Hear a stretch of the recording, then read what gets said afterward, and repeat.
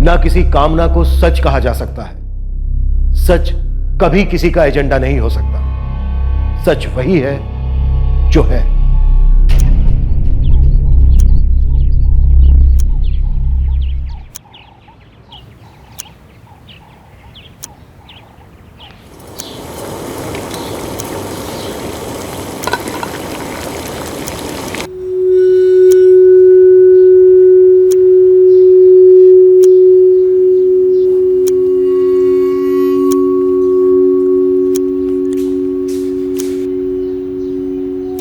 Good morning बाबा। Good morning Naresh.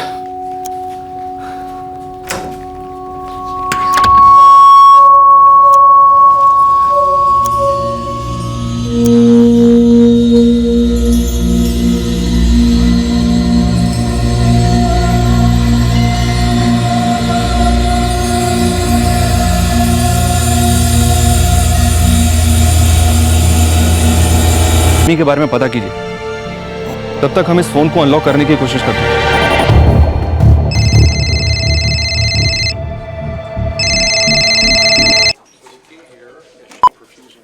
Hello, कौन बोल रहा है? नरेश कहाँ है? नरेश? आप नरेश की मदर बोल रही हैं? हाँ, तुम कौन? नरेश को फोन दो। मैडम, मैं सब इंस्पेक्टर ओमकार वर्मा बोल रहा हूँ। आपके बेटे नरेश का शायद एक्सीडेंट हुआ है। कैसे? नरेश हमें शंकर मार्ग पर बेहोश पड़ा हुआ मिला था। हम उसे यहाँ डीएन दामोदर हॉस्पिटल लेकर आए हैं। अर्पिता, तेरे नरेश भैया का शायद एक्सीडेंट हुआ है। क्या? कैसे? कहाँ है नरेश भैया? कंडीशन बहुत क्रिटिकल है, सीवियर हेड इंजरी है। हेड इंजरी है, इतना देखा मैंने डॉक्टर। शायद कहीं टकरा कर गिरा हो या फिर किसी स्पीडिंग व्हीकल से एक्सीडेंट हुआ हो। एक्सीडेंट तो बिल्कुल नहीं है। क्या? सर के पीछे किसी भारी चीज से वार किया गया बार बार, और फुल बॉडी पर जैसे जम के पिटाई के निशान भी है। ये अटैक है। अटैक? पर क्यों? किसने किया? देवेंद्र जी, फिलहाल तो हमें कुछ नहीं पता, लेकिन इस बात का हम पता लगा कर रहेंगे, और बहुत जल्द। लेकिन कोई क्यों हमारे नरेश पर हमला करेगा? अब ये तो आप ही लोग बता सकते हैं हमें कि ऐसा क्या कारण हो सकता है जिसकी वजह से नरेश पर इस तरह से हमला किया गया।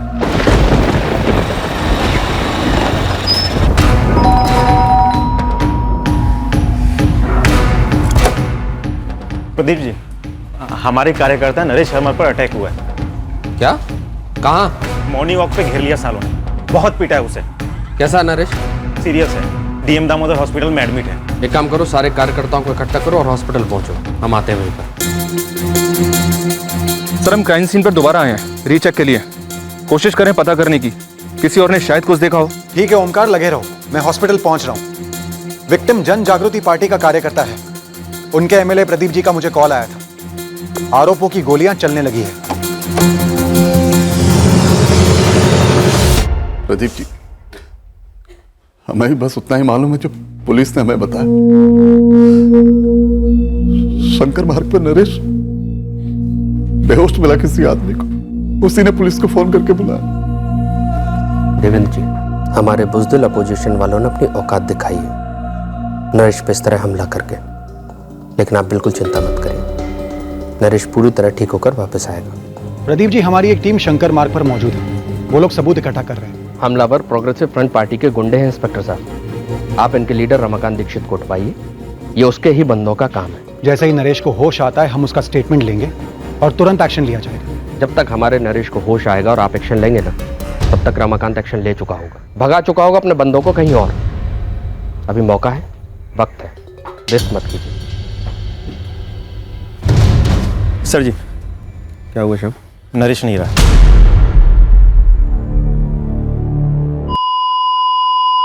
देखिए, हमने कोशिश की थी, लेकिन एडमिट होते वक्त ही काफी खून बह चुका था। जब व्हील किया तो ऑपरेशन थिएटर में, तभी मैंने कहा था कि पेशेंट काफी क्रिटिकल है। तो हमारे एक और कार्यकर्ता का कत्ल कर दिया उन लोगों ने। अराजकता की नई मिसाल पेश। केस में मल्टीपल फ्रैक्चर्स थे। डॉक्टर, हमें क्राइम सीन से एक पत्थर मिला है, उस पर खून के निशान भी है। पीठ की हड्डियों और पसलियों में काफी सारे फ्रैक्चर्स हैं। एब्डोमेन के इंटरनल ऑर्गन्स भी डैमेज हुए। उस एक पत्थर के अलावा लाठियां या आयरन रॉड जैसी कोई चीज भी इस्तेमाल हुई होगी। अटैक का मकसद तो मर्डर ही था, इसमें कोई दो राय नहीं है। पर अब ये पॉलिटिशियंस अपने मकसद से इन्वेस्टिगेट करवाना चाहते हैं। रमाकांत दीक्षित जी, आपकी बात मैं पूरी तरह से समझ रहा हूं, लेकिन आपको भी। मुझे भी क्या एसपी साहब, देखिए, जो अटैक हुआ वो हमने नहीं करवाया। मैंने अभी अपने पार्टी वर्कर्स से बात की। उनका कहना है कि वो इस नरेश शर्मा को जानते थे, था जन जागृति पार्टी का कोई कार्यकर्ता, लेकिन इतना कोई बड़ा तोप नहीं था। ऐसे मामूली कार्यकर्ता को मरवाना, इनफैक्ट किसी को भी मरवाना हमारे पार्टी का स्टाइल नहीं है। एसपी साहब, आप जानते हैं हमारी पार्टी प्रोग्रेसिव फ्रंट एक शांति पसंद पार्टी है। हाँ, मैं जानता हूं दीक्षित जी, आप जिस पोजीशन पर हैं वहां पर आप अपने हाथों को रंगना नहीं चाहेंगे। वो प्रदीप सिंह हमारी पूरी पार्टी को रंगना चाहता है। अगर उसके पार्टी का कोई कार्यकर्ता हार्ट अटैक से भी मर जाए ना, तो भी हम पे ही उंगली उठाएगा। आप अपने इन्वेस्टिगेटिव ऑफिसर से कहिए कि इस प्रदीप सिंह के भड़कावे में ना आए। एक बैलेंस्ड अप्रोच होना चाहिए, एक संतुलित रवैया रखिए। ये कोई पहली बार नहीं है जब हमारे कार्यकर्ताओं पर हमला हुआ हो या किसी की हत्या हुई हो, और यही गुंडागर्दी प्रोग्रेसिव फ्रंट पार्टी की राजनीति का मूलभूत सिद्धांत है। लेकिन इस बार हम चुप नहीं रहेंगे। इस केस में हमारे लिए एक संतुलित रवैया रखना पेचीदा मामला था। नरेश शर्मा एक पॉलिटिकल वर्कर था और उसकी हत्या में राजनीतिक पहलुओं का उठना स्वाभाविक था। माहौल काफी तंग था और हिंसा भड़क उठने की संभावना किसी भी वक्त असलियत में बदल सकती थी। निजी जीवन में नरेश शर्मा एक ऑनलाइन ट्रैवल वेबसाइट में बतौर पीआर मैनेजर नौकरी करता था। पूरे हरिनाथ लेन में हमारे और सिर्फ हमारे झंडे लहराने चाहिए। और साथ ही नरेश जन जागृति पार्टी का एक सक्रिय कार्यकर्ता था, ग्रास रूट लेवल का। और साइबर स्पेस में भी नरेश काफी एक्टिव था। अपनी पार्टी का पक्ष सोशल मीडिया पर बखूबी रखता था। यार, तुमने डिबेट में मेन मुद्दा तो मिस ही कर दिया। एक काम करो, मेरे बीच की पोस्ट चेक करो, फिर बात करते हैं। नरेश, मेरा हिसाब तो ये कहता है कि कम से कम 20,000 लोग तो आएंगे ही आएंगे। ग्राउंड का साइज देखिए। अनिल, तू डर मत। सीधे सीधे हमें बता दे, तूने वहां और क्या देखा था? वो आदमी वहाँ बेहोश पड़ा था साहब, इतना देखकर मैंने आपको कॉल किया था बस। किसी को भागते देखा था वहां से? नहीं। किसी को कुछ फेंकते हुए देखा था, जैसे कि कोई पत्थर वगैरह? नहीं साहब, मैंने कोई ऐसा पत्थर वगैरह नहीं देखा। साहब, मुझे तो लगता है ना कि मैंने आपको फोन करके बहुत बड़ी गलती कर दी। तूने कोई गलती नहीं की। तूने जो किया एकदम सही किया। क्या सही किया साहब? अब सारे पॉलिटिक्स वाले मेरी जान के पीछे पड़ जाएंगे। कुछ नहीं होगा तुझे, बस तू हमें सच सच बता दे, तूने वहां और क्या देखा था? साहब, खबरों का एक पत्ता तक नहीं हिल रहा है। किसने किया, कैसे निकल गए, कुछ पता नहीं चल रहा है। और मॉर्निंग वॉक के वक्त भीड़ तो अच्छी खासी होती है, लेकिन लोगों की ऐसी पड़ी है, कोई मुंह नहीं खोल रहा है। ये रमाकांत दीक्षित की प्रोग्रेसिव फ्रंट पार्टी पे जो आरोप लगा रहे हैं प्रदीप जी, उसका क्या? प्रोग्रेसिव फ्रंट पार्टी के कुछ लड़कों को जानता हूं मैं सर, उनसे बातचीत हुई तो वहां भी सब लोग यही सोच रहे हैं कि इस नरेश शर्मा को किसने टपका दिया। सर, नरेश के क्रियाक्रम में तकरीबन 700-800 लोग थे। दबी दबी बदले वाली नारेबाजी भी हो रही थी। जन जागृति पार्टी वालों ने कल बंद का ऐलान किया है। उन्हें जो करना है वो करे, हम तैयार रहेंगे। ओमकार, एक काम करो, शंकर मार्ग के आसपास जितने भी एस्टेब्लिशमेंट्स हैं, जिन जिन के पास सीसीटीवी कैमरास हैं, उनसे फुटेज निकलवाओ। हमला करने वाले या वालों की कोई ना कोई मूवमेंट हमें जरूर मिलेगी और उसके बाद ही हम तय कर पाएंगे कि ये एक पॉलिटिकल मर्डर है या फिर कुछ और। एसपी साहब, प्रोग्रेसिव फ्रंट वाले एक भी बंदे को तो आप लोगों ने गिरफ्तार किया नहीं अब तक, और हम तो शांति की उम्मीद करते हैं। प्रदीप जी, अगर शांति नहीं रहेगी तो हम अपना काम कैसे करेंगे? आपका काम है सीधे सीधे जाना और रमाकांत दीक्षित को गिरफ्तार करना। वही तो किंगपिन है। आप लोग उसके मोहरों की तलाश में लगे हैं। रमाकांत दीक्षित को तो छुओगे भी नहीं आप लोग। देखिए, आप बिल्कुल निश्चिंत रहिए, जो भी इसके पीछे है हम उन्हें बख्शेंगे नहीं। एसपी साहब, यदि आप हमें न्याय नहीं दिला सकते तो हम न्याय छीन कर लेंगे। आर या पार होगा इस बार। एसपी साहब, बिना किसी ठोस सबूत के अगर आपने किसी भी कार्यकर्ता को गिरफ्तार किया तो उसके बाद जो होगा उसके लिए आप मुझे जिम्मेदार मत ठहराइएगा। किसी को अरेस्ट नहीं किया जा रहा है, महज क्वेश्चनिंग हो रही है। तो सिर्फ हमारे कार्यकर्ताओं की क्वेश्चनिंग क्यों हो रही है? मैं आपसे पहले भी कह चुका हूं, एक तो ये नरेश शर्मा हमारे लिए बहुत ही मामूली था, और दूसरी बात, हमारी पार्टी को बदनाम करने के लिए प्रदीप अपने भी आदमी तो मरवा सकता है ना। हम संभावना को टटोल रहे हैं दीक्षित जी। तो जब तक सारी संभावनाएं टटोली न जाए, आप मेरे किसी आदमी को छुएंगे नहीं। आप मेहरबानी करके हम पर इस तरह की शर्तें न डालें। हम कोई शर्तें नहीं डाल रहे हैं एसपी साहब, सिर्फ आपको याद दिला रहे हैं कि हमारी पार्टी प्रोग्रेसिव फ्रंट एक शांति पसंद पार्टी है। अगर इस हत्या का बेबुनियाद आरोप हम पर लगाया जाएगा तो ये न इस शहर। मैं इससे साल ही रिटायर हुआ, प्राइवेट कंपनी थी। नरेश 4 साल से ट्रैवल कंपनी में जॉब कर रहा था। नरेश की पहले से ही पॉलिटिक्स में दिलचस्पी थी। हमें पता था वो जन जागृति पार्टी के साथ जुड़ा हुआ था, पर सच कहता हूं, इस बात का जरा भी अंदाजा नहीं था कि वो किस हद तक इन्वॉल्व है इन सब में। इस बारे में नरेश हमसे कभी कुछ बात नहीं करता था। अच्छा, क्या नरेश का कभी किसी के साथ कोई झगड़ा हुआ था? या किसी ने उसे कोई धमकी दी थी? क्या उसने आप लोगों को ऐसा कुछ कहा था कभी? क्योंकि उसके फोन रिकॉर्ड से तो हमें ऐसा कुछ नहीं मिला है। नरेश ने हमें ऐसा कुछ नहीं बताया था और ना ही हमने ऐसा कुछ देखा था या सुना था। 7 तारीख की सुबह जब वो अपने वॉक के लिए निकला, तब क्या सब कुछ नॉर्मल था या आप लोगों ने कुछ अजीब देखा या महसूस किया? सब कुछ नॉर्मल था, हमेशा की तरह। मैथ्स पढ़ाती हूँ 2nd से 5th स्टैंडर्ड तक। मुझे कोई आइडिया नहीं है सर भैया को कहाँ से और किससे खतरा था। हाँ, वो पॉलिटिकली एक्टिव थे, लेकिन मेरे से और माँ पापा से इस टॉपिक पर कुछ खास डिस्कस नहीं करते थे। अर्पिता, तुम्हारे नरेश भैया जिस पार्टी से जुड़े थे, जन जागृति पार्टी, वो पार्टी उनकी ऑपोजिट पार्टी प्रोग्रेसिव फ्रंट पर आरोप लगा रही है, और दूसरी तरफ प्रोग्रेसिव फ्रंट वाले ये कह रहे हैं कि तुम्हारे नरेश भैया को उसी की पार्टी ने मोहरा बनाकर मरवा दिया। हर रोज दोनों पार्टी के बाहुबली धमक जाते हैं और अपनी प्राइवेट इन्वेस्टिगेशन के बेसिस पर एक नई सस्पेक्ट लिस्ट थमा जाते हैं। और उनकी तसल्ली के लिए अगर हम 2-4 लोगों की क्वेश्चनिंग कर भी लेते हैं सर, तो भी 0 इन्फॉर्मेशन निकलती है। क्या आप लोग क्लियर है कि ये एक पॉलिटिकल किलिंग नहीं है? सर, हम दावे के साथ तब तक कुछ नहीं कह सकते जब तक हम इस इन्वेस्टिगेशन में डीप नहीं जाते, और हम तब तक डीप नहीं जा सकते जब तक हम पर ये पॉलिटिकल प्रेशर बना रहेगा। तो प्लान ऑफ एक्शन क्या है तुम्हारा? सर, मैं एक प्रेस कॉन्फ्रेंस बुलवाकर सब कुछ क्लियर कर देना चाहता हूं कि इस मर्डर के पीछे कोई पॉलिटिकल एंगल नहीं है और हम दूसरे एंगल्स प्रोब कर रहे हैं। नो अतुल, नो, तुम ऐसा कुछ भी नहीं करोगे। प्रेस कॉन्फ्रेंस बिल्कुल नहीं होनी चाहिए, सोशल मीडिया पर भी कुछ नहीं। हो सकता है मामला और भड़क जाए और बैठे बैठे कम्युनल प्रॉब्लम सर पर आ जाए। हमें इस मामले की तह तक जाने के लिए इस पॉलिटिकल प्रेशर से बाहर निकलना ही होगा, नहीं तो हम उनके कहने पर इसी तरह गोल गोल नाचते रहेंगे। हमें कोई दूसरा रास्ता इख्तियार करना होगा। 2 टीम्स एक ही केस पर काम करेंगी, ये सही रहेगा सर। अबे तुम और ओमकार एक साथ मिलकर इस केस के सारे एंगल्स को अच्छी तरह एक्सप्लोर करोगे। सर। अतुल, जी सर। चूंकि तुम प्रदीप सिंह और रमाकांत दीक्षित के साथ डील करते आए हो, तुम उन्हें एंगेज करते रहो और देखो पॉलिटिकली कोई रिमोट सा भी एंगल बनता है या नहीं। Okay sir. इस तरह हम शहर में टेंशन को भी काबू में रखेंगे और केस में भी आगे बढ़ते रहेंगे। जिसने भी नरेश शर्मा को मार डाला है, उस अटैकर को ट्रैक डाउन करके ही दम लेंगे। Alright sir.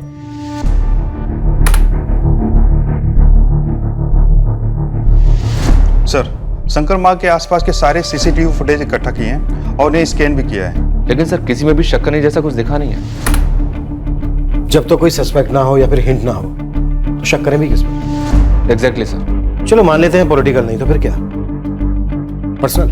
फैमिली से बात की हमने सर, लेकिन ऐसा कुछ मिला तो नहीं। प्रॉपर्टी डिस्प्यूट या ऐसा ही कुछ? firsttrip.com ट्रेवल वेबसाइट का PR मैनेजर था। हम ट्रेवल वेबसाइट से शुरू करेंगे। फैमिली के हर मेंबर की बैकग्राउंड चेक करो। शर्मा फैमिली के पड़ोसियों से नरेश की बहन अर्पिता के स्कूल से जानकारी इकट्ठा करो। हर जगह अपने बंदे लगा दो। कुरेट डालो वो सारी बातें जो शर्मा फैमिली अपनी जुबान से कभी नहीं बताएगी। अतुल साहब, ये दूसरी बार लिस्ट दे रहा हूँ आपको।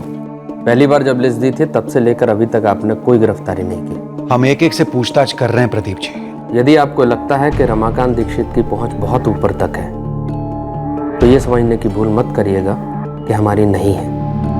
राजधानी के कुछ धागे हमने अपनी भी मुट्ठी में रखे हैं। शहर बंद करने से यदि काम नहीं चलेगा तो हम धरना देंगे, और धरना से भी काम नहीं चला तो हम आमरण अनशन तक के लिए तैयार हैं। उसकी नौबत नहीं आएगी प्रदीप जी। सर, हमने तो जब से नरेश के बारे में सुना है तब से टोटल शॉक में है सर। संजीव, मैं तुमसे यह जानना चाहता हूं कि नरेश को किसी से धमकी मिल रही थी? उसे खतरा था किसी से? नरेश अपनी बातें शेयर करता था तुम्हारे साथ कुछ? नहीं सर, फ्रैंकली बताओ तो ऑनलाइन ही हमें नरेश का पॉलिटिकल साइड दिखाई देता था, क्योंकि उसके ज्यादातर पोस्ट पॉलिटिकली होते थे। लेकिन संजीव, ये मर्डर साइबर स्पेस में नहीं, दिन दहाड़े हुआ है, मॉर्निंग वॉक के रास्ते पर, रियल लाइफ में, ऑफलाइन। नरेश अपनी प्राइवेट लाइफ काफ़ी प्राइवेट रखता था। इनफैक्ट हमें तो अभी जाकर पता चला कि वो ये पॉलिटिकल रैलीज वगैरह में पर्सनली जाता था। लेकिन एक बात नोटिस की थी मैंने सर, पिछले कुछ 2-3 महीनों से वो थोड़ा डिस्टर्ब सा रहता था। किस बात को लेकर? ए लक्ष्मी, इतने सालों से तू नरेश के यहाँ साफ सफाई कर रही है और तुझे उनके घर के अंदर की गंध नहीं मालूम? मैं हमेशा अपने काम से काम रखती हूँ। बाप देवेंद्र और बेटे नरेश के बीच कोई अनबन? नहीं। माँ बेटे के बीच कुछ? ना। भाई बहन के बीच? ना। हाँ, लेकिन बहन अर्पिता और उसके पति के बीच अनबन थी। तो ये नरेश की बहन अर्पिता शादीशुदा है? थी, अभी अलग हो गई है। अभी ये नाम वाम मत पूछना मुझसे, ये मुझे नहीं मालूम, मैंने तो उसे कभी देखा तक नहीं। सर, मैंने बोला ना, नरेश बड़ा ही प्राइवेट किस्म का आदमी था। ऑफिस में कोई लड़की वड़की का चक्कर? नहीं सर, अगर ऐसा कुछ होता तो ऑफिस में किसी न किसी को तो पता चल ही जाता। नरेश को तुमने कभी पूछा नहीं कि किस बात को लेकर वो परेशान है? पूछा था सर।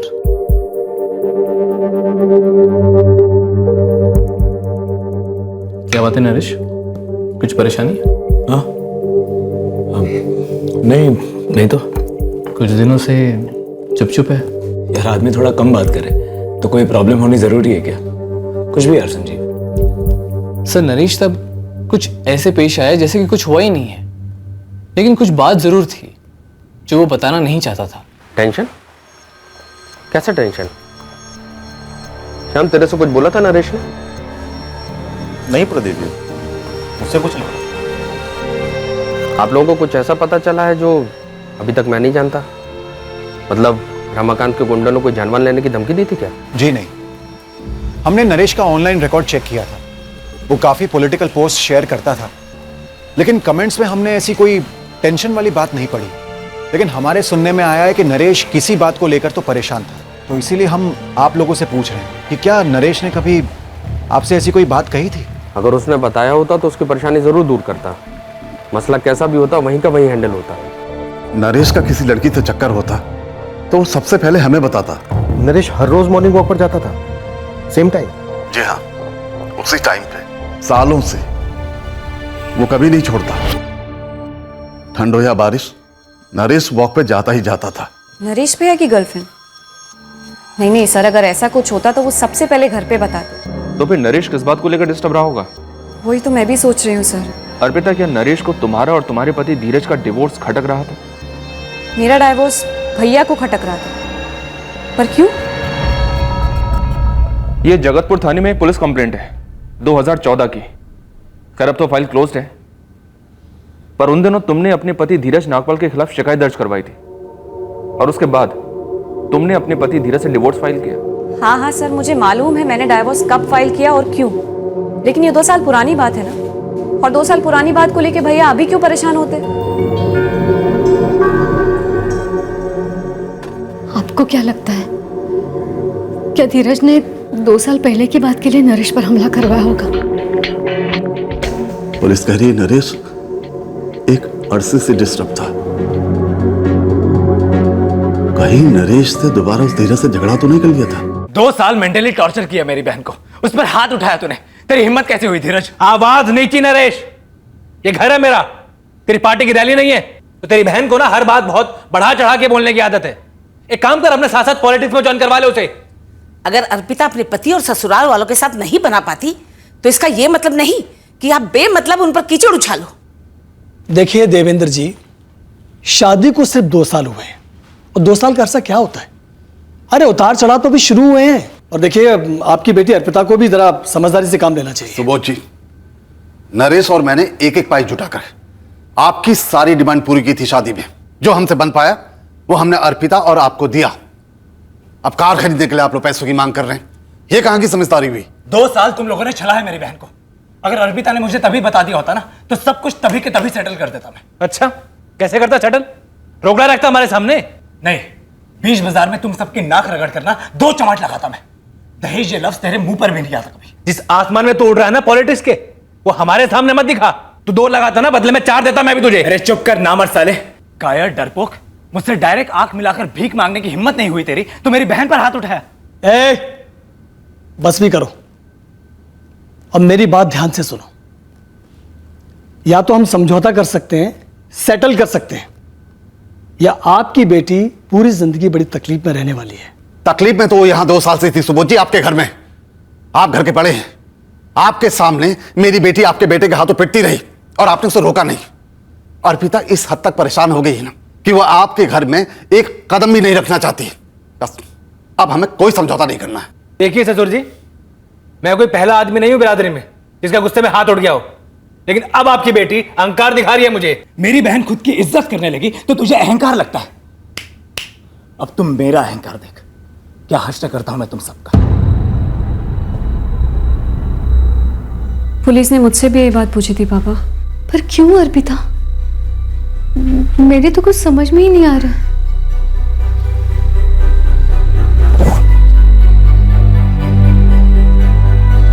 नहीं सर, मैं नरेश को 1 महीने पहले ही मिला था, तब तो उसने कुछ भी मेंशन नहीं किया था। हेमंत, तुम नरेश के बचपन के दोस्त हो? हाँ सर, ऐसा नहीं था कि हम लोग रोज़ मिलते थे। नरेश अपनी जॉब में बिजी है, मैं अपनी में, लेकिन उसे इस तरह की कोई भी तकलीफ होती तो वो मुझे ज़रूर बताता। नरेश का एक्स बनोई धीरज नागपाल, उसका क्या कराया हो सकता है ये सब?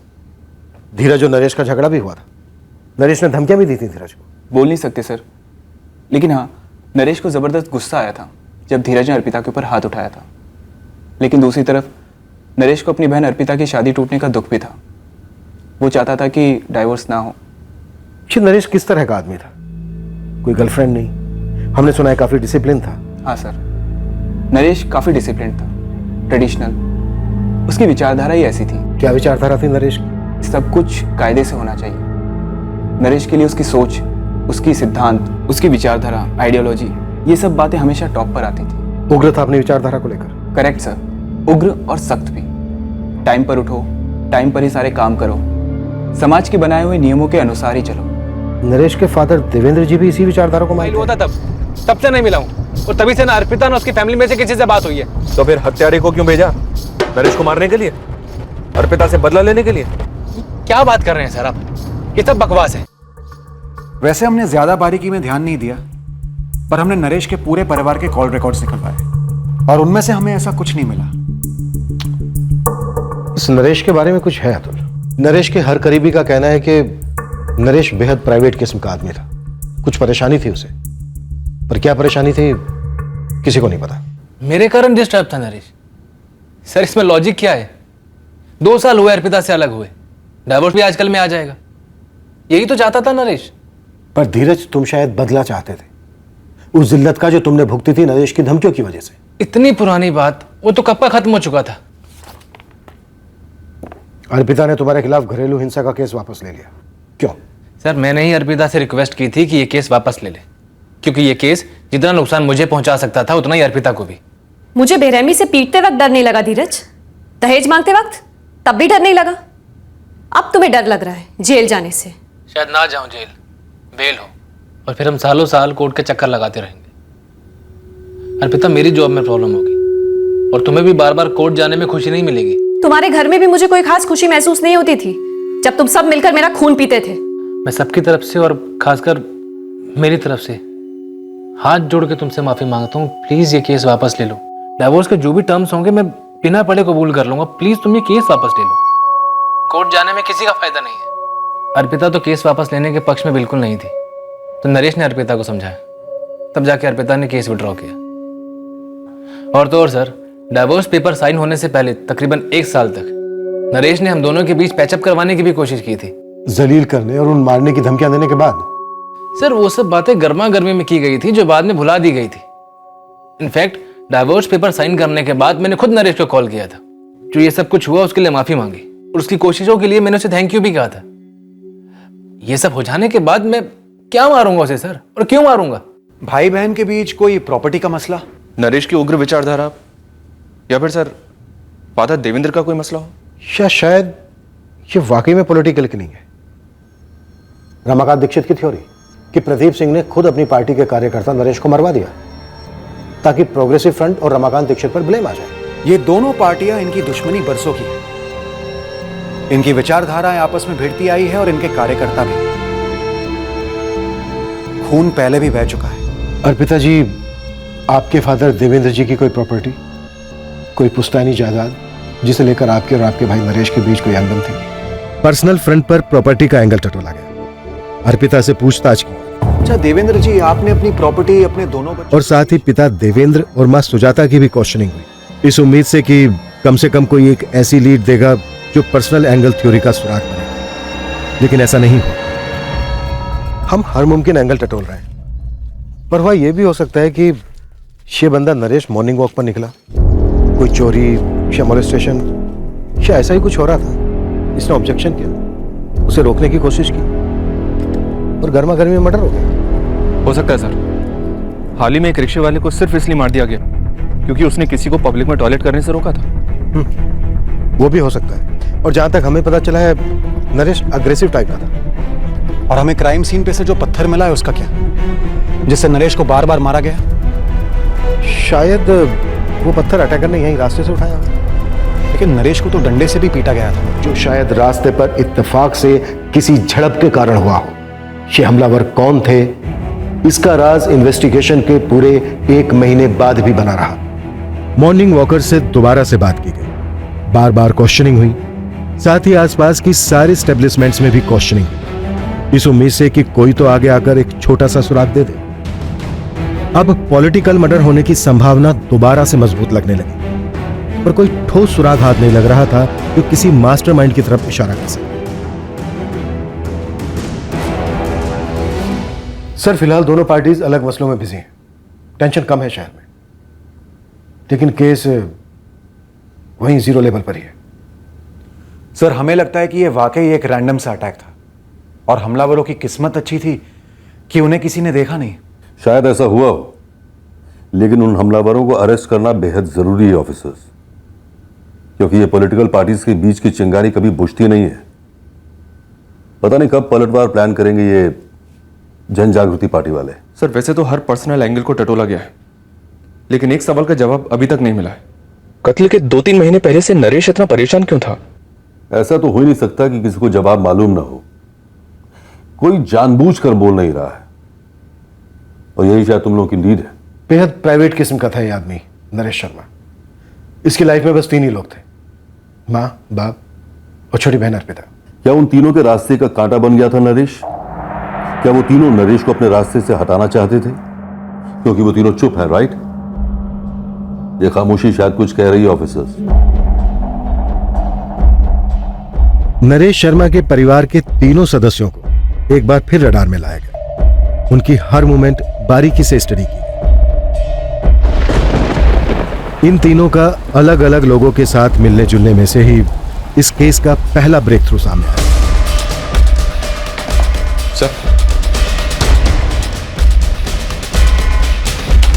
सर, ये नरेश के बारे में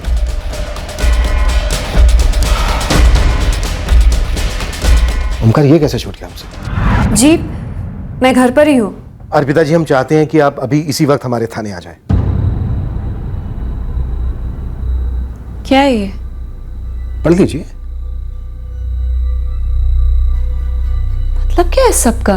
क्या लिखा है? पढ़िए पढ़िए अर्पिता जी। वो वॉक के लिए निकल चुका है। कौन वॉक के लिए निकल चुका है? वही जो कभी मॉर्निंग वॉक मिस नहीं करता, आपके नरेश भैया। जी नहीं। 7 जुलाई को 6:35 पर यह मैसेज आपने चैट ऐप से विक्रम प्रसाद को भेजा, और हम जानते हैं ये विक्रम प्रसाद आपके स्कूल में एडमिन ऑफिसर है। जब तक नरेश शर्मा जिंदा था तब तक ये विक्रम अर्पिता को कभी घर ड्रॉप करने आता नहीं था।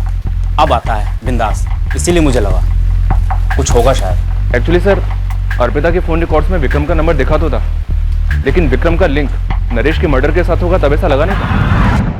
हमने पहले आपके चैट ऐप के डिटेल्स निकलवाए नहीं थे। तो कहिए अर्पिता जी, क्या वजह थी कि आपने ये इंफॉर्मेशन अपने स्कूल के एडमिन ऑफिसर विक्रम प्रसाद के साथ शेयर की कि आपके नरेश भैया सुबह 6:35 को वॉक के लिए निकलने वाले हैं, और उसके चंद मिनटों बाद ही आपके नरेश भैया पर जानलेवा हमला हुआ? सर, विक्रम प्रसाद को अरेस्ट कर लिया हमने। सर, विक्रम ने तो चुपचाप घुटने टेक दिए, लेकिन इसके छोटे भाई आशीष ने हल्की सी कोशिश की सुपरमैन बनने की, पर छोटी सी चेस के बाद वो भी हमारे हाथ में आ गया।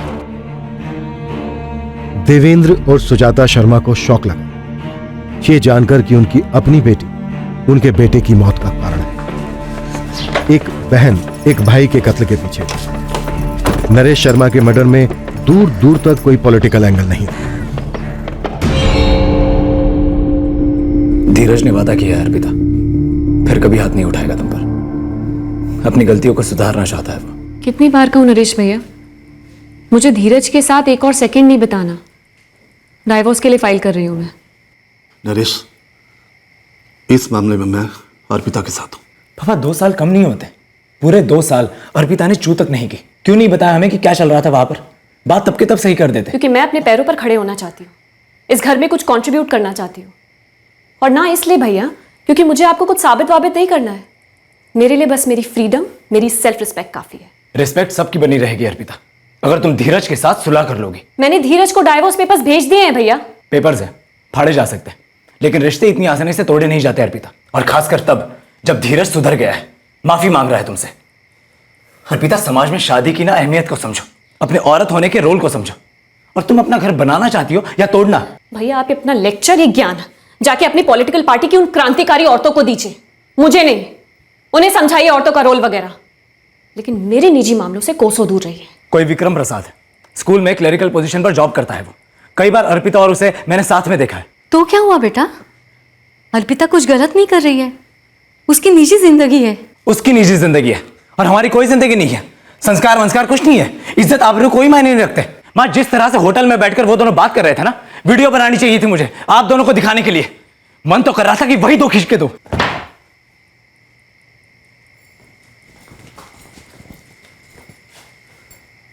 हाँ, मेरा और विक्रम का रिलेशन है। बेटा वो जूनियर क्लर्क है। मैं स्कूल टीचर हूं, मेरी अपनी डिग्निटी है। विक्रम की भी अपनी जॉब है, इसलिए उसकी भी अपनी इज्जत है। प्यार करता है वो मुझसे। धीरज अभी तुम्हारा वेट कर रहा है अर्पिता। भैया इतना प्यार आता है धीरज पे तो आप खुद क्यों नहीं कर लेते उससे शादी? अर्पिता! भैया ये गर्मी आप सोशल मीडिया पर दिखाइए, मेरे सामने नहीं। जाकर डालिए कोई संस्कारी पोस्ट औरतों की पवित्रता पर, 2-4 लाइक्स भी मिल जाएंगे। वहां जाके लिखिए वुमेन एम्पावरमेंट, वुमेन सेफ्टी की बड़ी बड़ी बातें, क्योंकि रियल में तो आपका नेचर टोटल ऑपोजिट है। मैं जो भी हूं, लेकिन एक बात साफ साफ सुन लो, तुम आज के बाद तुम विक्रम से कभी नहीं मिलोगे। देखो बेटा, अगर तुम धीरज के... सॉरी पापा, सॉरी माँ, मुझे समझाने से पहले आप अपने बेटे को समझाइए। समझाइए कि ना इंटरफेयर किया करे मेरी लाइफ में, प्लीज। मैं तंग आ गई हूँ रोज रोज की रोक टोक से। प्लीज मुझे मेरी जिंदगी जीने दीजिए, प्लीज। नरेश भैया की शक्ल देखना भी बर्दाश्त नहीं हो रहा था मुझसे। जब मेरी शादी धीरज के साथ फिक्स हो रही थी, तब पापा चाहते थे कि मेरी मर्जी सबसे ऊपर हो। पापा चाहते थे कि मैं और धीरज मिले, अगर मुझे पसंद आए तो ही बात आगे बढ़े, लेकिन भैया से ये बर्दाश्त नहीं हो। बहुत हंगामा किया उन्होंने, कहा कि अर्पिता को मिलने की क्या जरूरत है, सब ठीक तो है, बस जल्दी से फिक्स कर दो। लेकिन जब मेरे और विक्रम के रिश्ते को तोड़ने पर तुल गए, कुछ टूट सा गया मेरे अंदर। बस बर्दाश्त नहीं कर पा रही थी मैं। तो इस मर्डर का प्लान 7 जुलाई से काफी पहले बना था? जी।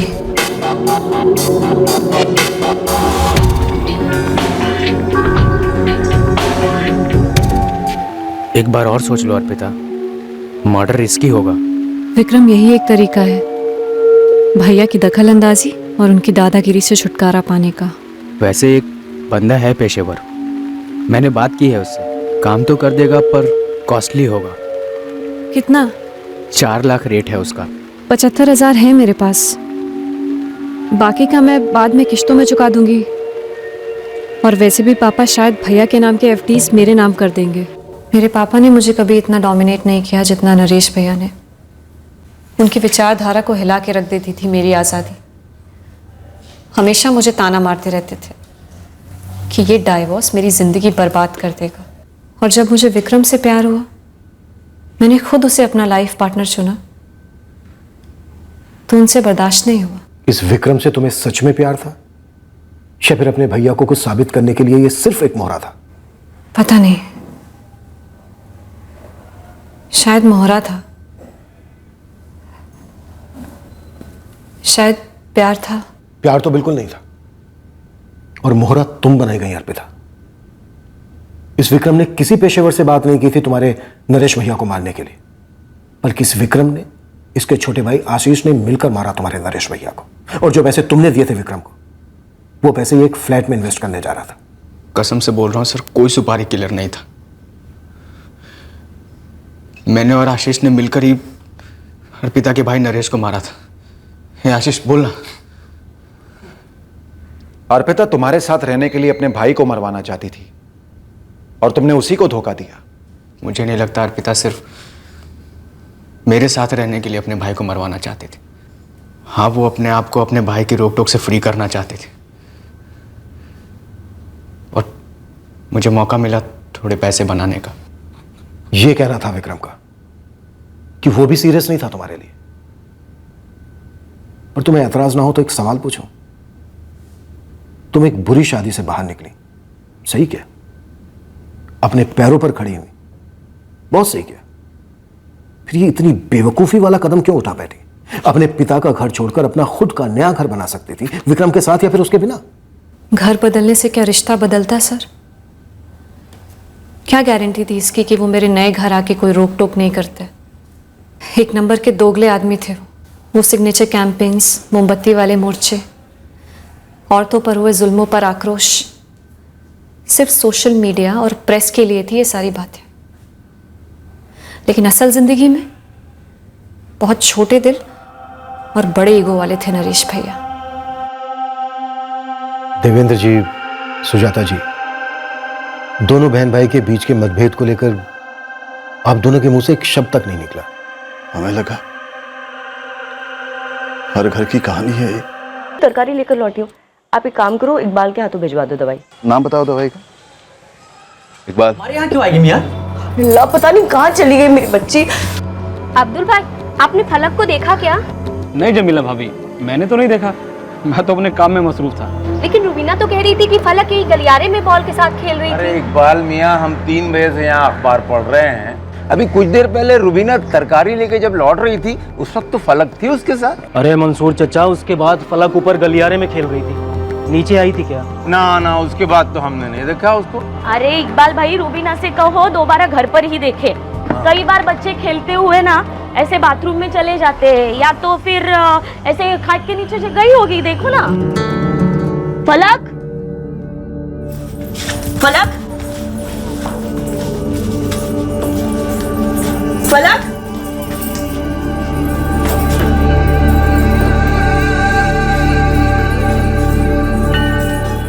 घर पे तो गई नहीं है। तो फिर फलक कहाँ चली गई रुबीना? रुबीना खाला, कहीं फलक खेलते खेलते रोड की तरफ तो नहीं निकल गई? अरे ऐसे कैसे अकेली रोड की तरफ निकल जाएगी? आज तक कभी नहीं गई। मिल नहीं रही है का क्या मतलब है? खेलने गई है तो मंजिल में ही कहीं होगी ना। मंजिल का छप्पा छप्पा छान मारा, कहीं नहीं मिली वो। सबसे पूछा भी, किसी ने नहीं देखा उसे। मैं दुकान बंद करके आ रहा हूँ।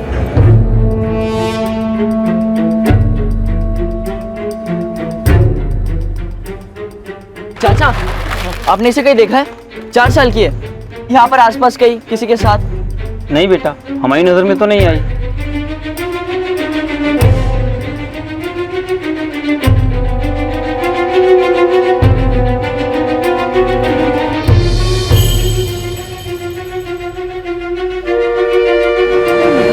ऐसे अकेले कहीं नहीं जाती तो कहाँ कहाँ परेशान होती है तुम? अरे रुबीना कहाँ है फलक? पता नहीं कहाँ चली गई है अकेले।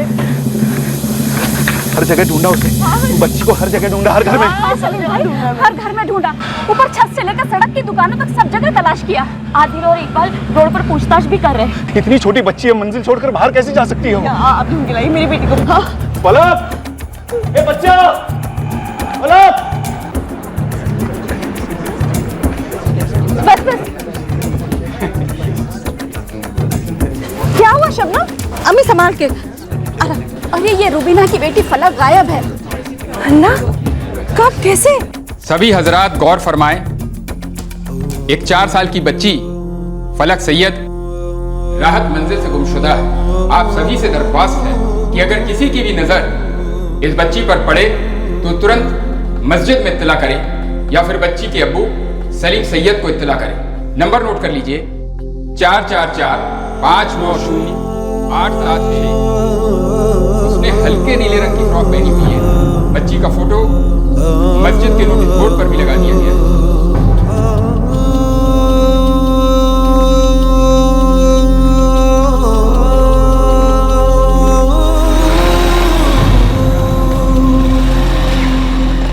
आदिल कबीर, कुछ पता चला फलक का? नहीं अब्बू, काफी ढूंढा, यहाँ से लेके स्टेशन, मार्केट, हर जगह ढूंढा, फलक कहीं पर भी नहीं मिली। सुल्तान चाचा, मौलवी साहब बोले एलानपुरी रात चलता रहेगा। मैं तो समझ ही नहीं पा रहा हूँ कि फलक मंजिल के बाहर गई तो गई कैसे? चाचा, अपने आप से बाहर जाने का तो कोई सवाल ही नहीं उठता। अरे मिल जाएगी सलीम, मिल जाएगी इंशाल्लाह। बच्ची है, खेलते खेलते कहीं भटक गई होगी, मिल जाएगी। हाँ।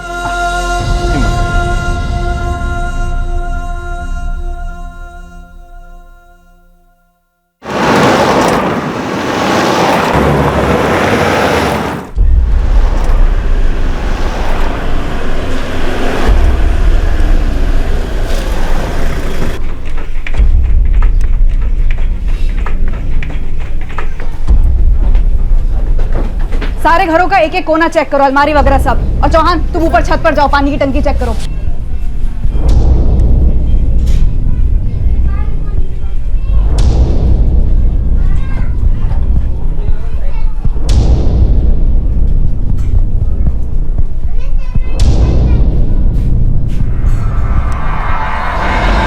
सर क्या कर रहे हैं सर ये? एक एक घर की ऐसी तलाशी? अब मंजिल की हर बच्ची सबकी बच्ची है, और फलक तो सबसे छोटी बच्ची है, हम सबकी लाडली भी। इतनी लाडली होती तो सबकी नजर रहती, महफूज रहती। 12 घंटे से ज्यादा वक्त बीत चुका है, फलक को गायब हुए। सभी कह रहे कि मंजिल से बाहर नहीं जा सकते, तो मंजिल में ही ढूंढना पड़ेगा ना। रात भर मस्जिद से अनाउंसमेंट भी करवाई साहब। सर यहाँ एक एक दुकानों में जाकर पूछा, किसी ने नहीं देखा फलक को। फलक बाहर गई है तो अपने आप तो जा नहीं सकते। सलीम जी, कोई ले जा सकता है फलक को? यहाँ तो सभी लोग बच्ची से बहुत प्यार करते हैं, पर कोई ऐसे ही बिना रुबीना को बताया। फलक अभी तक नहीं मिली है, तो जो भी ले गया है उसका इरादा बता के ले जाने का तो बिल्कुल नहीं होगा। फिर आप ये कह रहे हैं कि कोई मेरी फलक को उठा ले गया?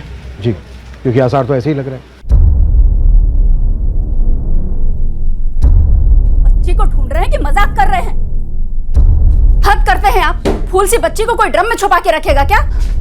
मैडम जी वहां ये सब क्या कर रहे हैं आप लोग? हाँ, अरे बताइए तो हमें। मैडम जी वहां बिस्तर रखते हैं हम लोग, यहाँ पर कुछ नहीं है।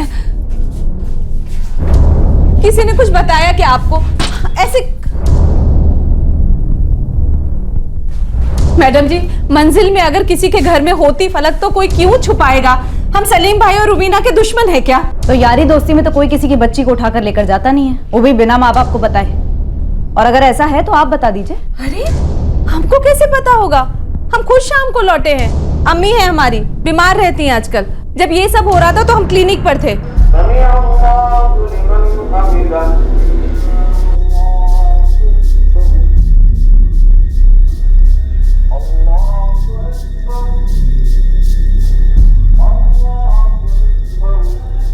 यहाँ से लेके स्टेशन तक और उस तरफ से इस साइड तक दोनों रास्तों की एक एक दुकान, पानवाड़ी, नाई, सबको फलक की फोटो दिखा दिखा कर पूछा।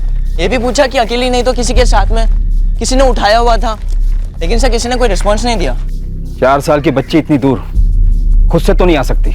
अगर फलक किसी के हाथ में थी तो वो कोई जान पहचान वाला ही होना चाहिए, वरना बच्ची रोती।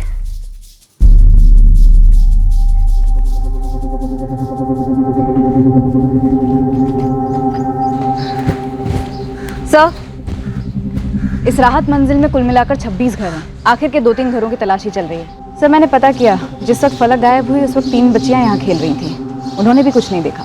शाम का वक्त था, 3 बच्चियां खेल रही थी। काफी हलचल रही होगी यहाँ राहत मंजिल में। जी। ऐसे माहौल में किस तरह कोई बच्ची को गायब कर सकता है? सर सर क्या हुआ आदिल? फलक का कुछ पता चला? नहीं सलीम चाचा। सर वो सामने कंप्यूटर क्लासेस है ना, वहाँ पर सीसीटीवी है। चलो।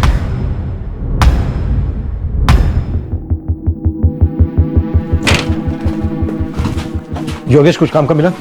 जी सर, इनकी सीसीटीवी है तो अंदर क्लास के लिए, पर व्यू में पीछे पूरी राहत मंजिल का मेन एंट्रेंस दिखाई दे रहा है। देखिए।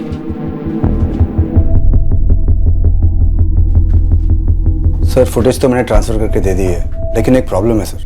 क्या? सर हमारा कैमरा हमारे क्लासेस के अंदर लगा हुआ, और हमारी क्लासेस सुबह 10 बजे शुरू होती हैं और रात को 8 बजे बंद हो जाती है। इसलिए सर कैमरा व्यू भी सुबह 10 बजे से लेकर रात के 8 बजे तक का ही मिल पाएगा।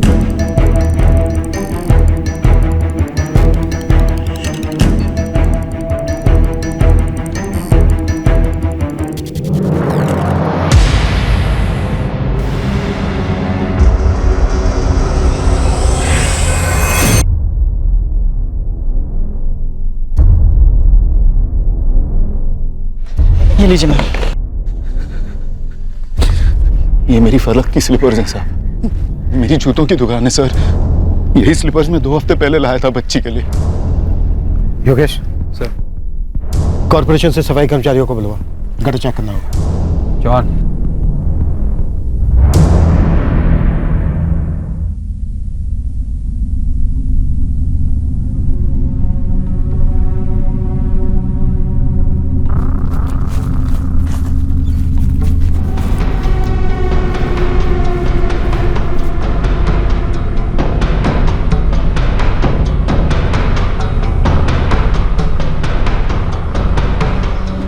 क्या हुआ अब्बू? आदिल बेटा गटर के पास फलक की चप्पल मिली है। गटर के पास?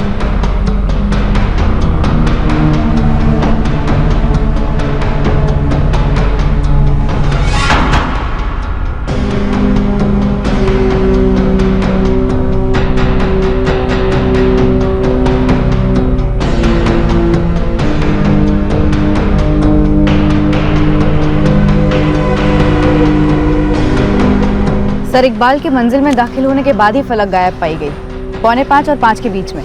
आगे की फुटेज में देखते हैं, कोई अपने साथ पैकेज या कोई बड़ा बैग लेकर गया होता।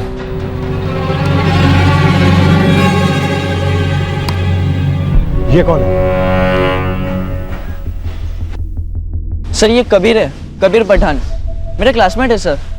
सर जब से फलक गायब हुई है ना, तब से मेरे साथ ही ढूंढ रहा था रात भर। कंप्यूटर क्लास का शटर डाउन हुआ ठीक 8:06 पर। तब तक की फुटेज में फलक किसी के साथ बाहर नहीं गई और हम यहाँ आए हैं आज सुबह 9:30 बजे। हो सकता है कोई कल रात 8 बजे के बाद बाहर गया हो या फिर आज सुबह हमारे आने से पहले। पर साहब रात भर और सुबह आप लोगों के आने तक मंजिल में तो कोई सोया ही नहीं। और साहब सुबह तक तो हम सब लोग नीचे थे। फलक की स्लीपर गटर के पास से मिली, वहाँ जाने का बस यही एक रास्ता जो सीसीटीवी में दिख रहा है। हाँ सब रास्ता तो यही एक है, पर कोई रात भर फलक को मंजिल में छुपाकर सुबह हमारी नाक के नीचे से कैसे ले जा सकता है? वो कोई पैसे या जेवर तो है नहीं, जीती जागती बच्ची है और रात भर मस्जिद से ऐलान भी होता रहा। चुप हो जा, मीना संभाल अपने आप को। साहब ये मंजिल के मेन गेट से सीधे हाथ का जो रास्ता जाता है ना, वही एक रास्ता जाता है गटर को। और 8 बजे से पहले अगर कोई गया होता तो आपको सीसीटीवी में दिखाई देता। और वैसे रात भर तो हम सब लोग जगे हुए थे। लेकिन सुल्तान मियाँ, फलक की स्लीपर तो गटर के पास से ही मिली। फलक इतनी छोटी बच्ची भी नहीं है कि कोई उठा कर ले जाए और दिखाई भी ना दे।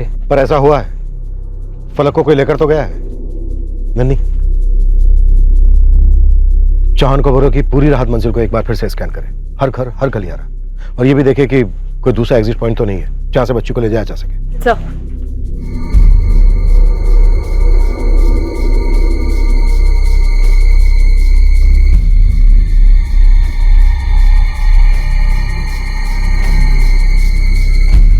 नंदनी, इस राहत मंजिल में जितने लोगों के पास भी मोबाइल फोन से सबके नंबर निकलवाओ और इस लड़के कबीर को भी हाजिर करो। आसार कुछ ठीक नजर नहीं आ रहे हैं। सर ये सलीम का असिस्टेंट इकबाल मिर्जा, उसी ने सबसे पहले आवाज लगाई थी कि फलक गायब है। मुझे तो उसी पर तगड़ा डाउट जा रहा है। इस इकबाल से बात करो योगेश। हम पहले सफाई कर्मचारियों के साथ गटर में हिम्मत जुटानी होगी। हमें आप लोगों से कुछ सवाल करने हैं। सबकी लाडली है मेरी फलक साहब,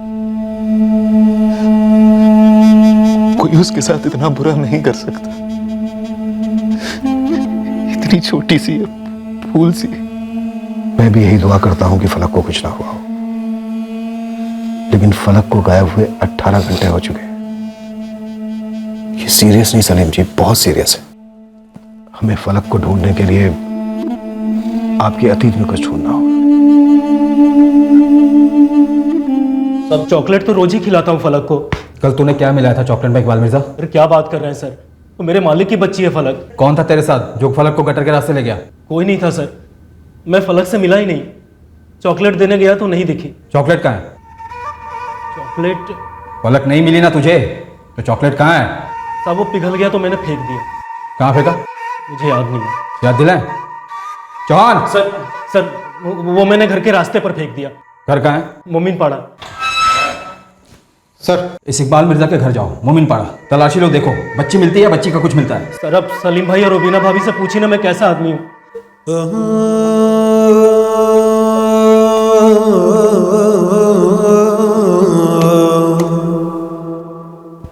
सीसीटीवी फुटेज में तो नहीं दिख रहा है कि कोई फलक को राहत मंजिल से बाहर ले गया हो या फिर गटर की तरफ ले गया हो। राहत मंजिल के मेन गेट से तो बिल्कुल नहीं। लेकिन आपके गलियारे में साइड में एक जगह है, इतनी जगह कि एक बच्ची को ऊपर से नीचे किसी के हाथों में दिया जा सके।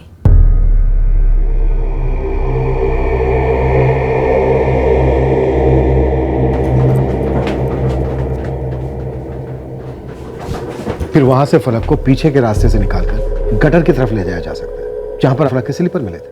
लेकिन साहब कोई हमारी बच्ची के साथ ऐसा क्यों करेगा? ये सवाल आप हमसे कई बार पूछ चुके हैं, लेकिन इसका जवाब दरअसल आप ही को देना है। ये इकबाल मिर्जा आपका असिस्टेंट जब उस दिन दवाई देने आया था अरशद के लिए घर पे, आप बता रही थी कि फलक गलियारे में खेल रही थी बॉल से। जी मैं फलक को दूध पीने के लिए आवाज दे रही थी।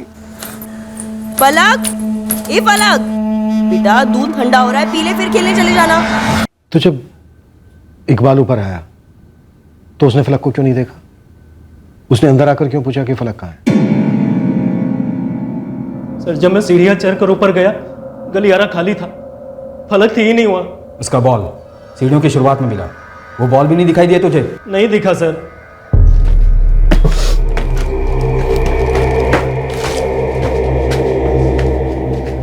इकबाल आधा घंटा दुकान के साथ साथ आप उससे घर का काम भी कराते थे।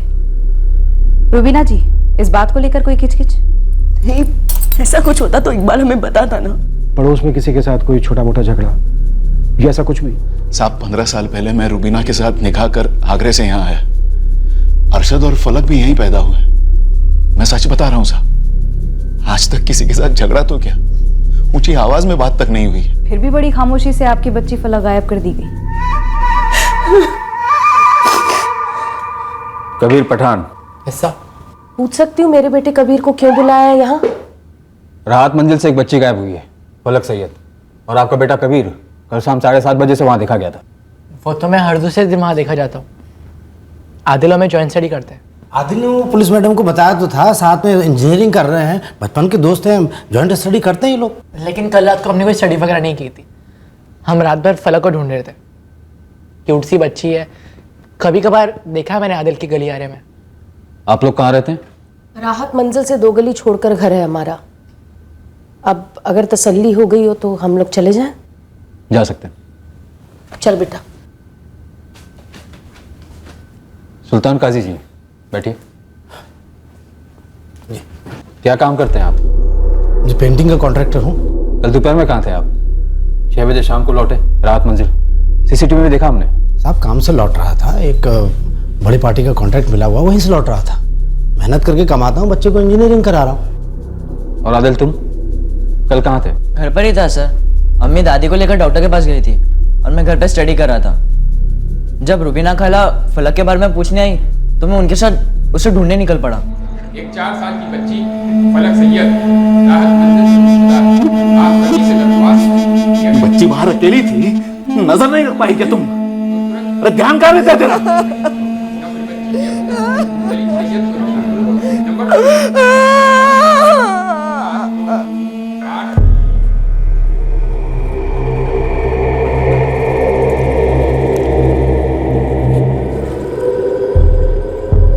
सर, गटर में काफी दूर तक देखा मगर कुछ नहीं मिला, और ना ही इस इकबाल के घर से कुछ मिला। वैसे फलक के गुमशुदा होने की अनाउंसमेंट लगातार मस्जिद से हो रही थी, अब भी हो रही है। इलाके के सारे लोग फलक के बारे में जानते हैं। अगर बच्ची को मारकर गटर में फेंका होता तो बॉडी किसी न किसी ड्रेन पाइप से जरूर निकलती, और अगर मारकर बाहर फेंका हो तब भी पकड़ में तो आ जाता। यह भी तो हो सकता है कि बच्ची को कहीं बाहर ले जाते वक्त गटर के पास उसके पैर से स्लीपर निकल गया।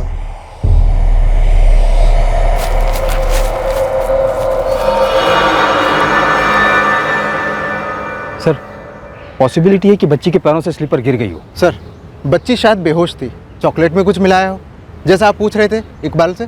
मुझे अब भी इस इकबाल पर काफी गहरा शक है। कल रात भर तोड़ा पर कुछ नया नहीं बोला। अगर बच्ची को यहाँ से अगवा किया गया है तो क्या मकसद पैसा था, फ्रौती? लेकिन फ्रौती के लिए अभी तक कॉल नहीं आया। सर, कहीं ऐसा तो नहीं किसी ट्रैफिकिंग गिरोह ने बच्ची को उठा लिया हो? कोई जान पहचान वाला ही उठा सकता है, जिसने रात भर बच्ची को घर पर रखा हो। बाकी सीसीटीवी में कोई अजनबी आते जाते नहीं दिखा। खवातीन और हजरात, 2 दिन हो गए हैं राहत मंजिल की बच्ची फलक अभी तक गायब हैं। आप सभी से दरख्वास्त है, जो भी जानकारी हो उसके साथ सामने आए। मस्जिद में खबर करें या पुलिस स्टेशन में।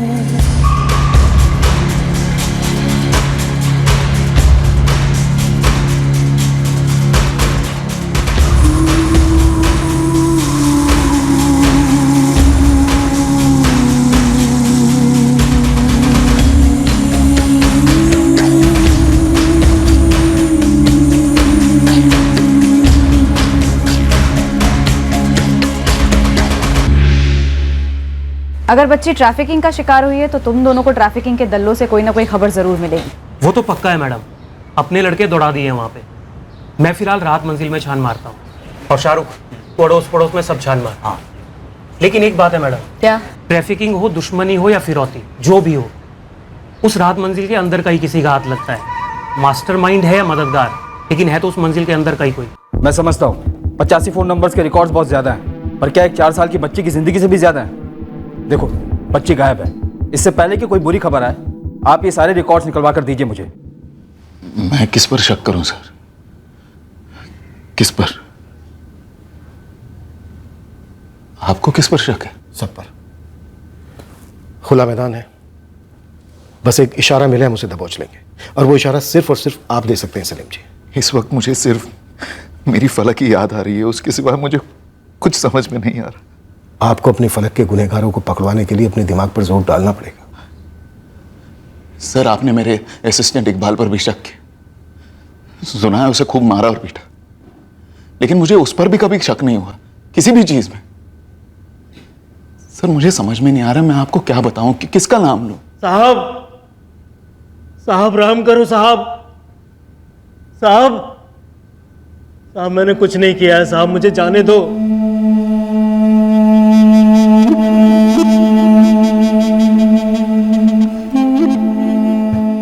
बॉल यहां मिली है रुबीना को। जी सर। इसका मतलब फलक यहां तक आई हो सकती है, और अगर बॉल भी यहां पर गिरकर आई है तो इसका मतलब यह है कि फलक यहां खेल रही होगी। सर, ये इकबाल टूट नहीं रहा है, शायद सच बोल रहा हो सकता है उसके पहले यहाँ कोई आया हो। सीसीटीवी में कोई कैप्चर नहीं हुआ है जो इकबाल के आने से कुछ देर पहले बाहर से अंदर आया हो। सर, हो सकता है राहत मंजिल के अंदर से ही कोई आया हो फलक के पास। अगर ऐसा है तो फिर वो फलक को लेकर कहां गया?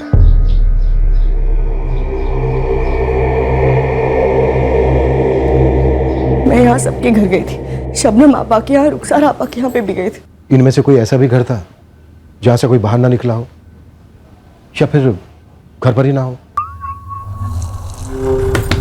रुखसार आपा अपनी सास मरियम खाला को लेकर अस्पताल गई थी। तो घर पर कोई नहीं था?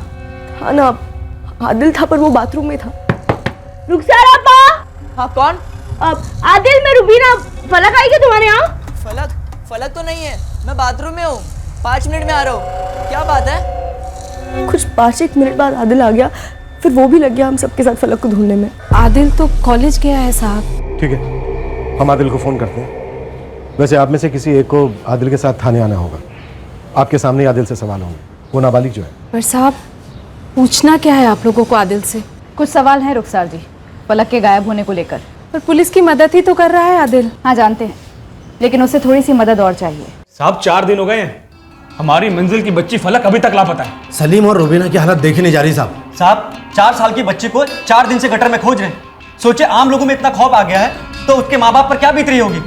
ये हमारी आवाज़ उतनी भी दबी नहीं है, हम अभी भी उसे मीडिया में बुलंद कर सकते हैं। तो कीजिए, अगर आप लोग मोर्चा निकालने का तय कर चुके हैं तो निकालिए, और ज़रा सोचिए, हम हमारी ताकत, हमारे आदमी आपका मोर्चा संभालने में खर्च करें या फलक को ढूंढने में?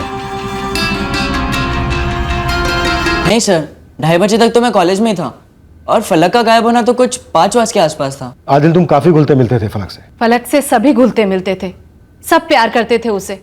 जब से ये सब हुआ है, सब परेशान है मंजिल में। आदिल, एक सीधा सवाल है तुमसे, और उसका सीधा ही जवाब देना। क्या फलक के साथ तुमने कुछ किया है? अरे साहब, हम शरीफ लोग हैं, इसका मतलब ये नहीं कि आप कुछ भी अनाप शनाप बकते रहेंगे। पहले तो इन मैडम ने हमारा घर उथल पुथल कर दिया, और अब आप हमारे बच्चे को इन सब चीजों में घसीट रहे हैं। आप चुप रहेंगी, ठीक है? सवाल आदिल से किया जा रहा है, आदिल ही जवाब देगा। आदिल, तुमने घर से बाहर आने में इतनी देर क्यों लगा दी? देर कहा सर, बाथरूम में था, 5 मिनट में बाहर आ गया था, और रुबीना खाला से कहा भी कि मैं बाथरूम में हूँ। सर, सब कुछ छोड़ छाड़ कर फलक को ढूंढने में लग गया। फिर सुनिए मेरी बात साहब, आप ऐसा क्यों कर रहे हैं हमारे साथ? रुखसार जी, मैं फिर से कह रहा हूं, आदिल जवाब देगा। आदिल कौन हो सकता है वो जो फलक को भला फुसला कर अपने साथ अपने घर ले गया? क्योंकि ऐसा हुआ है। हद है साहब, अब हद है। आप मेरे बच्चे के मुंह से किसी और का नाम निकलवा रहे हैं, और इससे किसी और पर इल्जाम डलवा रहे हैं। लास्ट टाइम कह रहा हूं रुखसार जी, आप चुप रहिए, वरना मजबूरन मुझे आपको बाहर बिठाना पड़ेगा, समझे आप? कौन हो सकता है वो? सर, पक्का तो नहीं बता सकता, लेकिन हाँ, बोल। सर, मंसूर चाचा पूरे टाइम नीचे ही बैठे थे, और उस दिन से लेके आज तक सबसे यही कह रहे कि फलक तो नीचे आई नहीं।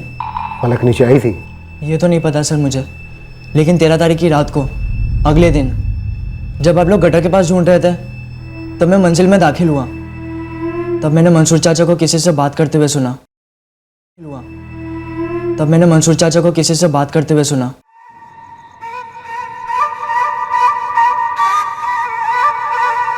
अच्छा मियाँ, अब ये फलक का क्या कर?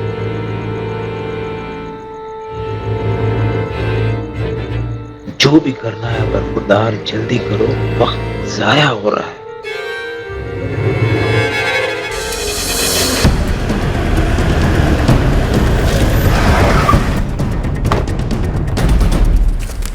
मंसूर अली जी, चलिए। कहाँ चलूं साहब? थाने। थाने क्यों पर? ये जानने मंसूर मियाँ कि आपने फलक के साथ क्या किया, अब्बू, ताकि हम ये तय कर सके कि आपके और आपके साथीदारों के साथ हमें क्या करना है। अरे आप मेरे अब्बू के साथ ऐसे कैसे बातें कर सकते हैं? देखिए साहब, आपको कुछ गलत फहमी हुई होगी। मैं तो सारा दिन यहाँ बैठ के अखबार बांटता रहता हूँ। अरे ऐसे कैसे रह सकते हैं आप? अरे सुनिए, नहीं साहब, अब्बू ने कुछ नहीं किया है, सुनो तो। अरे आप ना ना जनाब ना, मैं अब भी कह रहा हूँ कि फलक उस शाम को नीचे नहीं उतरी थी। मैं वहीं बैठा था, रोज ही बैठता हूँ। मेरी नजर से कोई चूक नहीं सकता, कौन आ रहा है कौन जा रहा है, सब पे मेरी नजर होती है। आप मेरे अब्बू से फलक के बारे में पूछना क्या चाहते हैं? आवाज नीची मुर्तजा अली, ये कर किसी अखाड़े में दिखाना, ये पुलिस थाना है, दूसरी बार बोलूंगा नहीं। लेकिन सर, ये आप कितना भद्दा इल्जाम लगा रहे हैं अब्बू पर।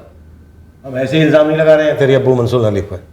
किसी ने तेरे अब्बू मंसूर अली को यह कहते हुए सुना था कि अब फलक का क्या करना है। फलक के गायब होने के बाद अगले दिन। ना ना जनाब ना, मैंने ऐसा कुछ भी नहीं कहा।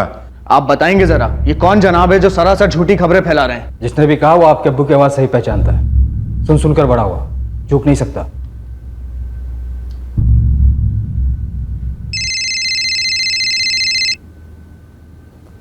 हाँ नंदी। सर, मंसूर अली के घर का एक एक इंच ढूंढा, कुछ निकला नहीं सर। एक काम करो नंदिनी, इस कंप्यूटर क्लास वाले जगदीश से कहो कि 13, 14 और 15 जून की सीसीटीवी फुटेज निकलवाए। कहीं ऐसा तो नहीं कि हम यहाँ गटर में ढूंढ रहे थे, घरों में ढूंढ रहे थे और इस मंसूर अली और उसके लोगों ने बच्ची को चुपके से राहत मंजिल से आउट कर दिया हो। ठीक है सर। अब मुझे याद आ रहा है, 13 की शाम को हम वहां थे जरूर, और हमारी बातें भी हुई थी, लेकिन अब्दुल दर्जी और मुर्तुजा से हुई थी। बातें क्या हो रही थी मंसूर साहब? हम मोर्चा निकालने की बातें कर रहे थे सर। फलक के बारे में और क्या बात हो सकती है? हमारी राहत मंजिल की सबसे नन्ही जान है वो। अच्छा मियाँ, अब ये फलक का क्या कर? देखिए अब्बू, अभी पुलिस गटर में ढूंढ रही है, उसके बाद देखते हैं कि वो लोग क्या करते हैं, फिर तय करते हैं कि क्या करना है। जो भी करना है बरखुरदार जल्दी करो, वक्त जाया हो रहा है। चाचा जान सही फरमा रहे हैं मुर्तजा, सारी मंजिल के लोगों को इकट्ठा करके मोर्चा निकालना ही बेहतर होगा, और वो भी जल्द से जल्द। पुलिस तो यही कहेगी ना कि गटर में कुछ मिला ही नहीं, यहाँ कुछ नहीं था, वहाँ कुछ नहीं था, और 4-5 दिन बाद ढूंढना भी बंद कर देगी। कल सबकी मीटिंग बुलाते हैं और देखते हैं कि सुल्तान भाई की क्या राय है। सर, पूरी मंजिल में यही बातें हो रही हैं। जनाब, हर एक फलक को लेकर बुखलाया हुआ है, हर कोई वही बातें कर रहा है। अब इसका मतलब क्या हुआ कि आप हर एक पे शक करेंगे, हर एक को अंदर कर देंगे जनाब?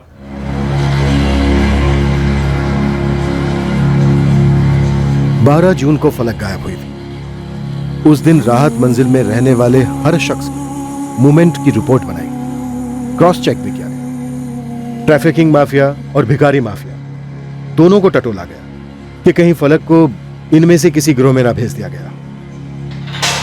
कड़ी से कड़ी पूछताछ करने के बावजूद सलीम का असिस्टेंट इकबाल मिर्जा अपने बयान पर अड़ा रहा और हमें उसके खिलाफ कुछ भी शक करने जैसा नहीं मिला। हम पूरी तरह और बुरी तरह कॉर्नर हो चुके थे। फलक के माँ बाप के एक सिंगल सवाल का जवाब हम नहीं दे पा रहे थे, और वो सवाल था, हमारी बेटी फलक कहाँ है? जो हुआ था सारा कुछ उस राहत मंजिल में हुआ था, फिर भी हमें राहत मंजिल से सिंगल सुराग नहीं मिल पा रहा था। पर हम तस से मस नहीं हुए। राहत मंजिल में रहने वाले हर सदस्य की ट्रैकिंग चलती रही। पूरी उम्मीद थी कि इसी में से कोई हल निकले। सर, जब इकबाल चॉकलेट देने फलक को ढूंढने गया और जब फलक उसे नहीं मिली, शायद उससे थोड़ी देर पहले किसी ने फलक को गायब कर दिया होगा। 12 जून को रात को सलीम और सभी ने पूरी राहत मंजिल में फलक को ढूंढा। एक एक घर में गए, फलक के बारे में पूछा, और फिर अगले दिन यानी कि 13 जून को 9:30 बजे हमने टेक ओवर कर लिया। इसका मतलब यह है कि राहत मंजिल में ही किसी ने फलक को अपने घर में छुपा कर रखा था 12 जून को रात को। और अगर फलक को कहीं बाहर ले जाया गया है, इसका मतलब यह है कि सुबह हमारे पहुंचने से पहले जब सीसीटीवी भी बंद था, बंदा अपना काम कर गया। सर, बच्ची फलक को होश में सबकी नजरों से छुपा कर ले जाना बहुत मुश्किल होता, सिवाय एक तरीके के। तुम्हारा इशारा मैं समझ रहा हूं योगेश। तुम्हारे कहने का मतलब यह है कि बच्ची को मारकर उसके टुकड़े बाहर ले जाए गए। सर, अगर ऐसा हुआ है तो किसी बैग या थैले में लेकर गए होंगे टुकड़े, ताकि किसी को शक ना हो। हम इस केस की सबसे भयंकर संभावनाओं से जूझ रहे थे कि एक ऐसी खबर है जिसने इन संभावनाओं को हकीकत का रंग दे दिया। छोटी बड़ी मत सोच इब्राहिम, लीड है तो जल्दी बता। मोइनुद्दीन बेग है राहत मंजिल का ही रहने वाला, जमीला बेग का शौहर। अच्छा, चलता हूँ जमीला, अल्लाह हाफिज। अल्लाह हाफिज। शाहीन, फातिमा, आलिया, चलो खेलना बंद करो, घर पर आओ। 5 मिनट अम्मी। साहब, ये मोइनुद्दीन दिन में तो इलेक्ट्रिशियन का काम करता है, लेकिन रात में कुछ और ही बन जाता है।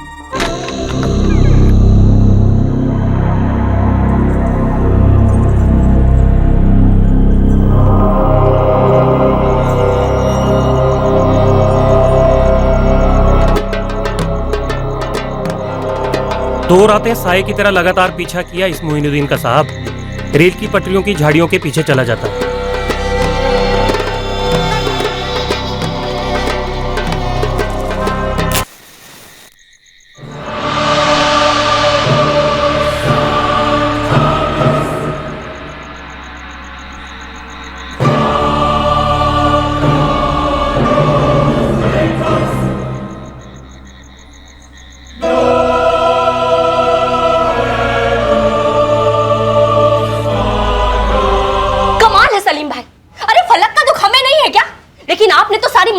दुश्मन बना रखा है, कभी इसका नाम ले लिया तो कभी उसका। और मेरे शौहर पर उंगली उठाने की आपकी हिम्मत कैसे हुई? हमने किसी पे कोई उंगली नहीं उठाई जमीला, तुम्हें गलतफहमी हुई है। कोई गलतफहमी नहीं हुई है। आप लोगों के पास पैसे तो कुछ भी करोगे, किसी को भी उठवा लोगे। पहले उस मंसूर भाई जैसे बुजुर्ग को उठवाया। अरे आदिल को भी पुलिस उठाकर ले गई थी सलीम भाई, बहुत जलील किया हमें। और एक बात बताओ सलीम भाई, इस मंजिल में ऐसा कौन है जिसने की फलक को ढूंढने में कोई कसर छोड़ी हो? और अब आप हम पर इल्जाम लगा रहे हैं। देखो, अब मैं पुलिस को क्या कहती हूँ? हाँ, मैं कहूंगी ना कि इन दोनों ने मिलकर अपनी बच्ची को गायब करवाया है। मारो इनके 2 डंडे, सब उगल देंगे ये लोग। समझते क्या अपने आप को? हाँ, छोड़ूंगी नहीं मैं तुम लोगों में से किसी को। जादू टोना करते हो? जी, सब जानते हैं करता हूँ, पर सिर्फ अपने लिए। कभी कभी क्या होता है ना, सिर्फ मेहनत रंग नहीं लाती, रूहानी ताकतों का सहारा भी बहुत ज़रूरी हो जाता है। किस लिए ज़रूरत पड़ती है रूहानी ताकतों के सहारे की?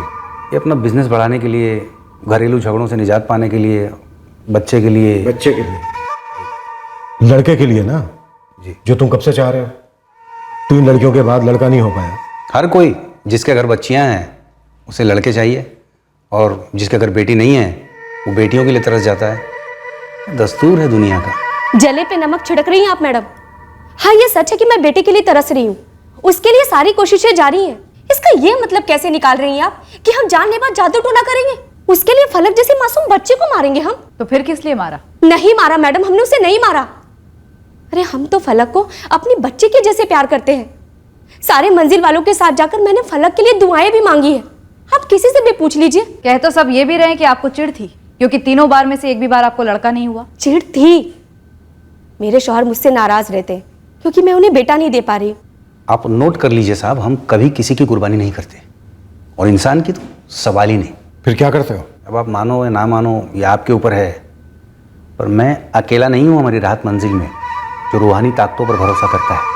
और कौन कौन है जो भरोसा करते हैं रूहानी ताकतों पर? कई लोग हैं, हर कोई कहीं ना कहीं जाता है सलाह मशवरा करने। अब ये सुल्तान काजी को ही ले लो, बाबा कयूम के पास जाता है हर हफ्ते।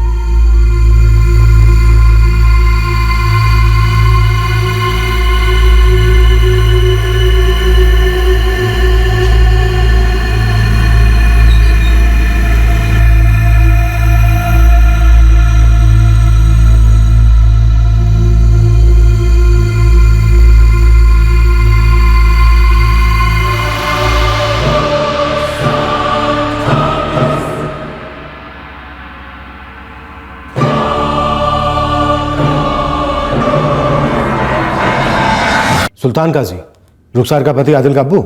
सिर्फ यही नहीं, हर अगला बंदा आजमाना चाहता है रूहानी ताकतों को, अब ये फलक के अब्बू सलीम को ही ले लो।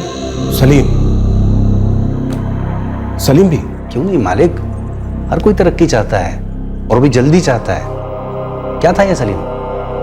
आगरे से आया था यहाँ पे, फूटी कौड़ी नहीं थी जेब में, बड़ी दुकानों की चप्पलें जूते सिलाते सिलाते आज देखो खुद की बड़ी दुकान खड़ी कर दी है। मेहनत उसकी थी, लेकिन उसे सही रास्ता दिखाया ताकतों ने। कहीं ऐसा तो नहीं है कि इस सलीम ने रूहानी ताकतों के कहने पर खुद अपनी बच्ची को मार डाला? सब धुंधला सा है अभी साहब। 15 दिन से मैं रोज जाके अपनी ताकतों से पूछ रहा हूँ कि भाई किसने किया ये, बच्ची को किसने गायब किया। मुझे मेरी ताकतें जवाब नहीं दे रही हैं, बस एक इशारा कर रही हैं। और वो इशारा क्या है बाबा मोइनुद्दीन? दुश्मन भीतर है। भीतर मतलब खुद के अंदर?